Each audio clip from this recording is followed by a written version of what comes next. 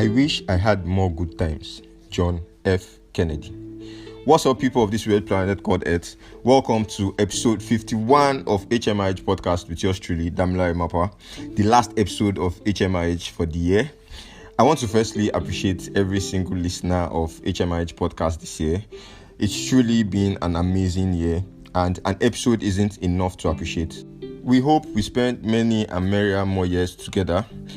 So without further ado, let's get right into today's episode, where we'll be talking about a man whose life is truly an interesting tale of success and tragedy.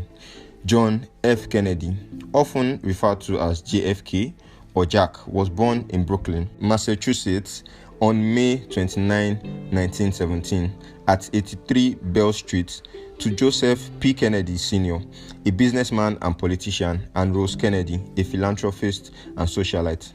He was the second of 9 children and apparently was the one with the least of hope to survive to adulthood, as he suffered from various and numerous illnesses when he was a child. And his siblings even made jests of him countless times as being feeble. And he was also hospitalized throughout his years growing up and even throughout his lifetime. He went to a series of schools, but one most notable is Chaote, where he became a notorious student and even founded a club called the Mockers Club that aimed at playing pranks in school that almost had all of them expelled. Unfortunately, his carefree character made him injure himself in a football match, which had him rupture a disc in his back. It took months to recover, and this injury would affect him throughout his lifetime. After graduating from high school, he was able to get into Harvard, and although he had passion for English literature, his father had other plans for him to later become a politician, so he was convinced to study political science and law. And his father gave him and his elder brother a lot of exposure that prepared them for a political future. During the early stages of World War II, JFK wrote a book named Why England Slept, which explained why the British weren't ready for the World War II. This book immediately became a bestseller and made a name for JFK. JFK was supposed to further his education after finishing Harvard, but this was the period when the US joined World War II.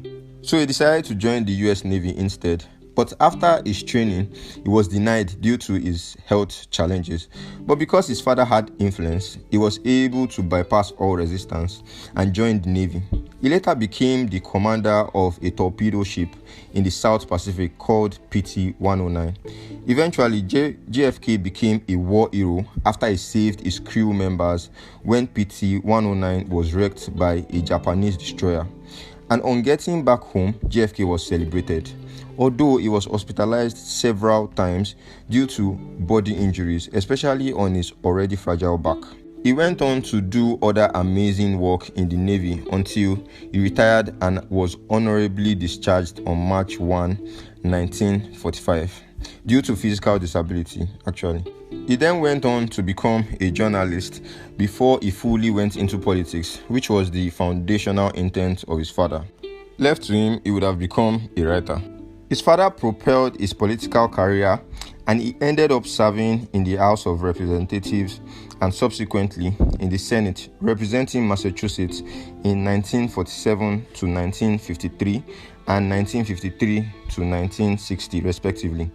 In 1953, JFK married Jacqueline Bouvier, I'm sure I got that pronunciation wrongly, who was also groomed to be a first lady. She was a young socialite and writer in the Washington Times-Herald and was fluent in French, Italian, and Spanish. Wow. JFK was said to have written another award-winning book after his marriage named Profiles in Courage.